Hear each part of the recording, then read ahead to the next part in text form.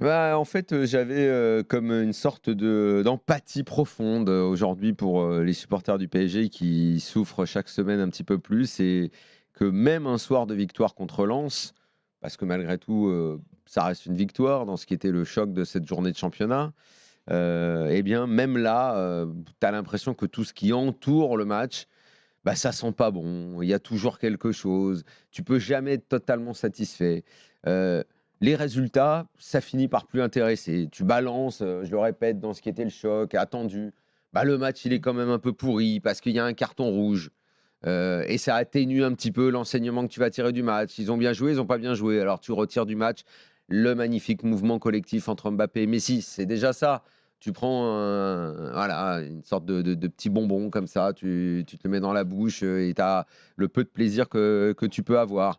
Heu, avant la rencontre, polémique autour du, chambrage de Medina sur Mbappé, on en fait des tonnes et il aurait pas dû dire ça et il a dit ça quand même et machin et à l'arrivée, c'est vrai qu'on s'en foutait complètement après tout. Il a le droit, Medina, de chambrer. Est-ce que c'était si grave que ça? On s'est demandé si Mbappé allait pas être complètement offusqué. D'ailleurs, il a rien demandé lui, hein, il a pas dit qu'il allait l'être. Mais bon, un petit poids quand même. Ensuite, bah, le match se passe donc tu gagnes, satisfaction, tu vas aller vers le titre.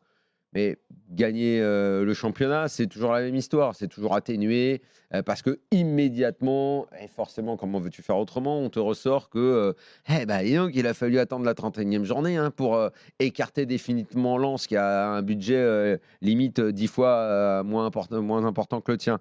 OK et tu reprends ça dans la gueule, en permanence et puis tu es bien obligé de parler un petit peu de la manière quand même. Dire, Christophe Galtier a quand même joué le match contre Lens avant le carton rouge à 5 derrière à plat. C'est-à-dire que même là, tu peux pas donner une satisfaction à tes supporters. Bon, il y a le beau but, oui, mais c'est quand tu étais à Mmh. 11 contre 10. Mais tu démarres le match le cul dans ta surface à 5. Tu pas les pistons, c'était pas un 3-5-2. Non, c'était à 5. Hakimi et Nuno Mendes, ils étaient sur la même ligne que les trois centraux. Tu arrives au Parc des Princes dans le choc et tout, tu te comportes comme la petite équipe. Bon, les choses ont bien tourné, OK.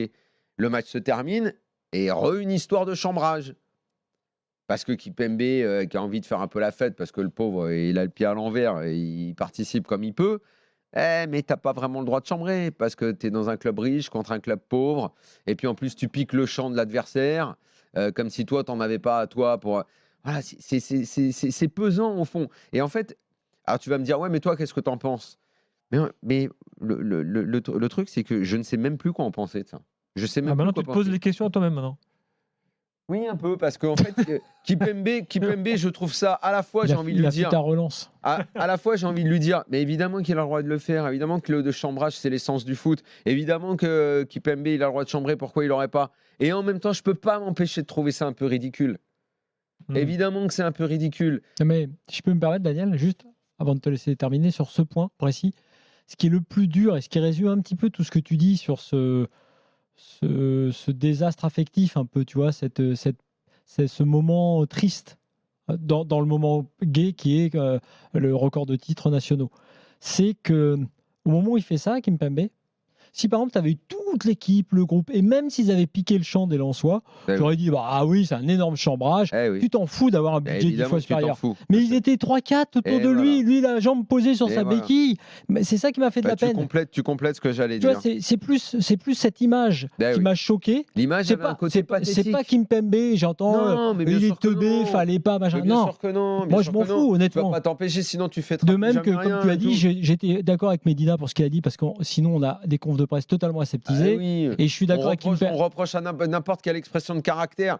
Permets-moi un Mm. parallèle 2 secondes avec le tennis, puisque ce week-end j'étais à Monte-Carlo. Rune, alors on lui tombe dessus parce qu'il a du caractère. Pendant des années, on disait: «Dans le tennis, ça manque de joueurs de caractère». Oui, le mec, c'est une tête de l'art. Et alors? C'est bien. Donc Kipembe, très bien, moi j'ai pas du tout envie de lui reprocher. Mais oui, il y avait un côté pathétique parce qu'il était pas avec toute l'équipe, parce que tu as toujours la moitié de l'équipe qui salue pas le public, qui donne l'impression qu'ils n'en ont rien à cirer. Et finalement, cette victoire, ils savent jamais s'ils doivent fêter les trucs ou pas fêter les trucs. Mais si tu as envie de les fêter, tu les fêtes. Il n'y a plus de capitaine dans cette équipe. Marquinhos, il a un niveau qui est pathétique. Lui aussi, le pauvre, il est sorti. Il est même pas là. On a l'impression que c'est l'équipe MB qui vient réveiller un public qui n'était même pas présent parce qu'un moitié de tribune était sanctionné en plus à cause de la fête d'il y a 2 semaines. Il n'y a rien qui va. Et les supporters sont là, complètement désœuvrés, dans le désarroi. Ils attendent les mots du patron, mais le patron, il ne parle pas. Le patron, il a dit 4 mots à Marca. Il dit rien. C'est comme l'année dernière, le silence total. Alors, on va attendre la conf. L'année dernière, c'était Révolution et la fin du bling-bling. Cette année, ça va être quoi, la promesse? Ça va être quoi? Quel genre d'espoir il va pouvoir vendre, en fait? À quoi on va pouvoir tenter d'adhérer? Parce que quand il n'y aura plus d'espoir... Peut-être que lui-même se pose la question, là. Quand il n'y aura plus d'espoir, quand on ne se plaindra plus, bah là, ça voudra dire que le PSG sera mort, un peu comme quand il ira au Stade de France. C'est une très bonne réplique dans un chef-d'œuvre du cinéma qui s'appelle La Ligne Rouge, où les soldats se plaignent, parce que la mission devient de plus en plus difficile. Et un des 2 chefs dit à l'autre, le problème, c'est quand il faudra s'inquiéter, c'est quand ils arrêteront de se plaindre. Terrence Malick, La Ligne Rouge. Exactement. The Thin Red Line, qui est mon film préféré. Ah oui? C'est dingue que tu en parles. Ah ouais, j'adore ce que film. j'ai vu plusieurs fois et pour lequel les acteurs se damnaient pour tourner. Parce que comme Malick il a fait 6 films dans sa vie, je crois, Malick, dont Les Moissons du Ciel, que je vous conseille, qui était son premier.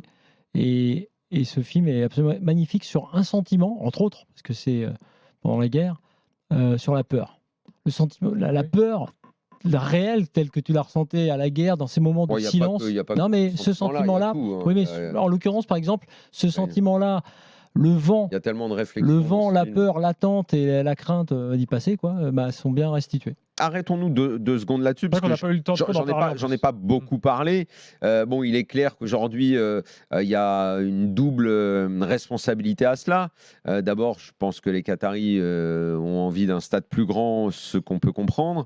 Le fait de ne pas s'être entendu avec la mairie, c'est un peu de leur faute, beaucoup aussi de la faute de la mairie qui veut placer le Paris FC au Parc des Princes. Bon, voilà, c'est de la politique.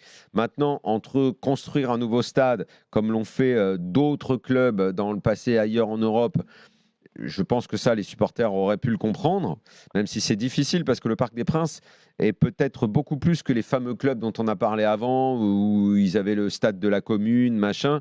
Le Parc des Princes, c'est vraiment le PSG, quoi. Bon, enfin bon, passons. Mais aller au Stade de France, qui est vraiment le stade que les supporters du Paris Saint-Germain ont toujours détesté. Il y avait eu des grèves dans le passé là-dessus.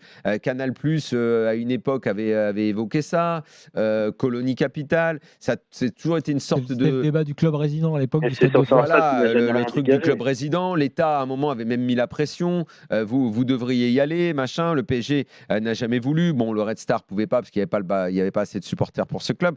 Mais moi, ce dont je suis convaincu, c'est que si jamais ils font cette folie, entre les gens qui vont abandonner le club, les supporters de ma génération, parce que je pense que les PSGX iront, il n'y aura pas de problème, ils feront la fête, ils iront.